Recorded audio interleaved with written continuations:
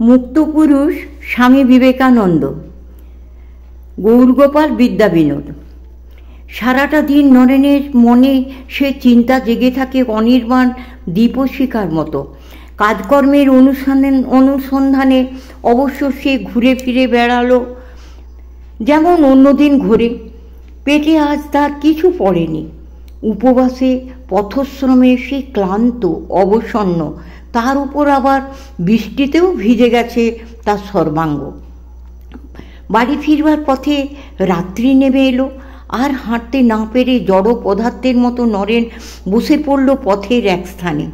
সঙ্গে সঙ্গে চৈতন্যও যেন আচ্ছন্ন হয়ে গেল তার। এই আচ্ছন্ন অবস্থায় তার চিত্তপটে ভেসে উঠল যেন একটির পর একটি ছবি।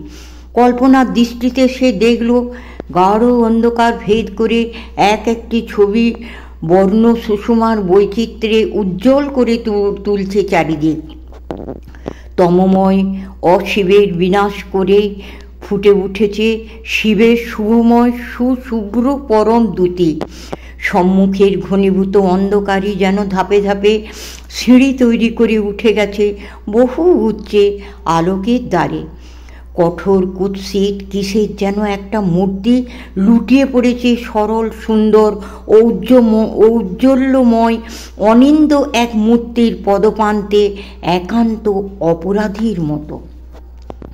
চমকে উঠল নরেন। আচ্ছন্ন ভাব কেটে গেল তার। একান্ত বিহ্বল কণ্ঠে বলে উঠল সে, আছে আছে, মিথ্যা নয়, এ একান্ত সত্য। এই পুঞ্জীভূত অসামঞ্জস্যের মধ্যেই পূর্ণ সামঞ্জস্যের নিয়ন্তারূপে দাঁড়িয়ে আছেন ষড়ৈশ্বর্যময় ত্রিগুণাতীত ভগবান। কি এক দৈব শক্তি প্রভাবে নরেনের দেহের ক্লান্তি যেন কোথায় সরে গেল। মনে প্রাণে অনুভব করল সেই অব্যক্ত আনন্দ, এক অনাচ্ছাদিত দিব্য আলোকের মধুর স্পর্শ। বাড়ি ফিরে রাত্রিটা পরম নিশ্চিন্তভাবেই ঘুমিয়ে পড়ল সে। কিন্তু অভাব তো আর মেটে না। নরেনের সব চেষ্টায় যেন কার অলক্ষ্য অমোঘ ইঙ্গিতে ব্যর্থ হয়ে যায়। অন্তরের মধ্যে জ্বলে উঠে বীতস্প্রিয়ার তীব্র বন্যে, বৈরাগ্যের বিপুল তাড়না। সাধারণ লোকের মতো অর্থার্জন করে সংসারে কুপমণ্ডুক হবার জন্যে কি তার জন্ম হয়েছে? ভাবে সে মর্মে মর্মে। কোটি কোটি লোকের চিরাচরিত পথই তো ওই। কিন্তু বিশাল বিশ্ব সংসারের বাইরে যে বিরাট কর্মক্ষেত্র পড়ে আছে, সে পথের জন্যে কি কারো সৃষ্টি হয়নি? অর্থ অর্থ অর্থ, অর্থের জন্য তার জন্ম হলে বহু অর্থই জুটে যেত একদিন। কিন্তু কি প্রয়োজন তার অর্থের?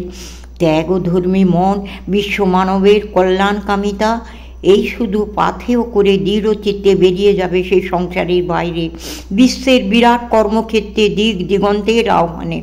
ভাবতে ভাবতে চিত্ত তার প্রস্তুত হয়ে উঠল সংসার ত্যাগের জন্য। সংসারের সংকীর্ণ গণ্ডি থেকে মন ছুটে গেল অসীম অন্তরের দিকে। এমন সময়ে হঠাৎ সে শুনল দক্ষিণেশ্বর থেকেই ঠাকুর এসেছেন কলকাতায় কোনো এক ভক্তের বাড়িতে। ভালোই হয়েছে, নরেন স্থির করল গৃহত্যাগের আগে একবার ঠাকুরের চরণ দর্শন করে যাবে। ঠাকুরই যে তার জীবনে কর্ণধার উদার রূপে প্রতিষ্ঠিত হয়ে রয়েছেন। জোর করে ঠেলে রাখলেই কি আর তাকে দূরে সরিয়ে রাখা যায়? বেশ তো, সংসার ত্যাগ করবি। নরেন পরমহংসদেবের সঙ্গে সাক্ষাৎ করলে বললেন তিনি, তার আগে একবার দক্ষিণেশ্বরে চল না, দু চারটে কথাবার্তা কইব দুজনে। নরেন উত্তর দিলে, না ঠাকুর, আর ঘরেও ফিরব না, দক্ষিণেশ্বরেও যাব না, আমি আমার পথ ঠিক করে নিয়েছি। ঠাকুর দেখলেন তীব্র বৈরাগ্য এসেছে নরেনের হৃদয়ে। মনে মনে তিনি বললেন, না মা, নরেনের মধ্যে কিছুটা মায়া ঢুকিয়ে দে, ওকে দিয়ে জগতের অনেক বড় বড় কাজ করাতে হবে। পূর্ণ চৈতন্য এসে গেলে যে ওকে আর পাবো না মা। প্রকাশ্যে বললেন, চল চল, দক্ষিণেশ্বরেই চল, সেখানে থেকেই যা হয় করবি। নরেন আর কথা ঠেলতে পারল না, ঠাকুরের পিছু পিছু গিয়ে উঠল গাড়িতে। পথে দুজনের অবশ্য আর কোনো কথাবার্তা হলো না। দক্ষিণেশ্বরে পৌঁছে নরেনকে নিয়ে ভক্তগণের মধ্যে বসে সহসা ঠাকুর ভাবে বিভোর হয়ে উঠলেন এবং নরেনকে বুকে জড়িয়ে ধরে গেয়ে উঠলেন, কথা কহিতে ডরায়, না কহিতে ডরায়, আমার মনে সন্দেহ হয় বুঝি তোমারে হারায়, তোমারে হারায়। ঝরঝর করে জল ঝরে পড়ল ঠাকুরের চোখে। হায় হায়, নরেনকে পেয়েও আবার হারাতে হবে নাকি? ঠাকুরের ভাবাবেগের স্পর্শে নরেনেরও অন্তর অধীর হয়ে উঠল, তারও চোখ দুটি ভরে এলো জলে। দুটি সমান দরদি যেন উভয়ে প্রাণের বেদনা বুঝতে পেরেছে।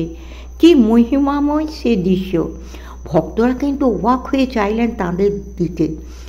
এই আবার কি হলো? ওটা আমাদের মধ্যে একটা হয়ে গেল, অশ্রুসিক্ত চোখে স্মিত মুখে বললেন ঠাকুর। নরেন কিন্তু সত্যই তখন বিহ্বল হয়ে উঠেছে, তার মনে সব চিন্তা যেন ওলটপালট হয়ে গেছে। রাত্রে সকলে চলে গেলে ঠাকুর আবার নরেনকে বুকের কাছে টেনে বললেন, জানি আমি তুমি মার কাজের জন্যে এসেছো, সংসারে থাকতে পারবে না, তবু আমি যতদিন আছি ততদিন আমার জন্য থাকো। আবার চোখ দিয়ে জল ঝরে পড়ল ঠাকুরের। কি প্রাণাকুল সে আকর্ষণ, নিঃস্বার্থ ভালোবাসার, আকুল হৃদয়ের কি এ অপূর্ব আবেগ! নরেনকে এতখানি আপন ভেবে যে ভালোবাসা, সে ভালোবাসা তো মোহ নয়, বিশ্বপ্রেমের মন্দাকিনী যে বইছে তারই মধ্যে। নরেনের অশ্রুরুদ্ধ কণ্ঠে আপত্তির কোনো ভাষাই আর জোগাল না। পাতৃপক্ষের গোপন অনুরোধে একদিন ভুবনেশ্বরী কথাটা পারলেন পুত্রের কাছে, অবশ্য ভয়ে ভয়ে। দেখ নরেন, তোর বাবা তোর বিয়ের যে সম্বন্ধ করেছিলেন সেই পাত্রীটির তো এখনো বিয়ে হয়নি, আর তারা তোর আশা এখনো ছাড়েননি।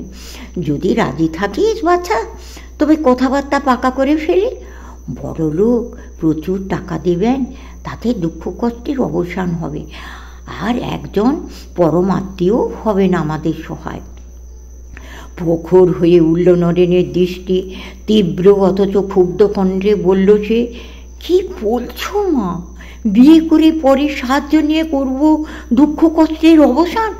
বংশমর্যাদা, বাবার সম্মান, আত্মমর্যাদা সবই কি মেরে ফেলবো আমাদের টুটি টিপে জোর করে? এর চেয়ে চিরকাল দুঃখ কষ্ট থাকাই যে সম্মানের মা। তাছাড়া বিয়ে তো আমি করবই না বলে দিয়েছি, আবার সে কথা কেন? তোমাদের দুঃখ আমি মোচন করতে পারছি না, এ আমার দুর্ভাগ্য, এ আমার গুরুতর অপরাধ, সন্দেহ নেই। কিন্তু আমাকে বলি দিয়েই কি তোমরা চাও দুঃখ কষ্টের নিবৃত্তি?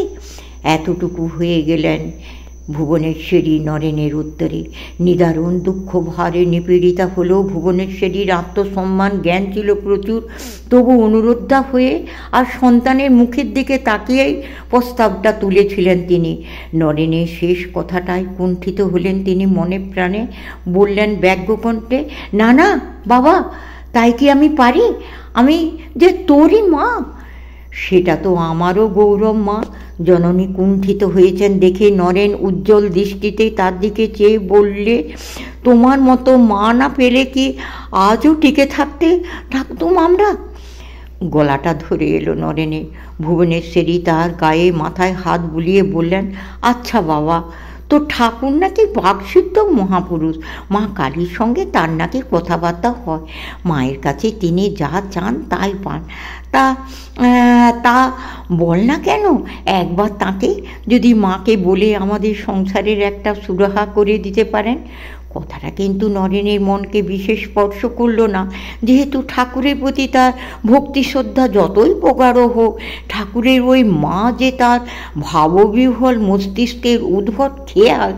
না, ওই মৃন্ময়ী প্রতিমা সত্যিই দেখা দেন ঠাকুরকে চিন্ময়ী রূপে, সে সম্বন্ধে ঘোর সংশয়ই ছিল নিরাকারবাদী নরেনের মনে।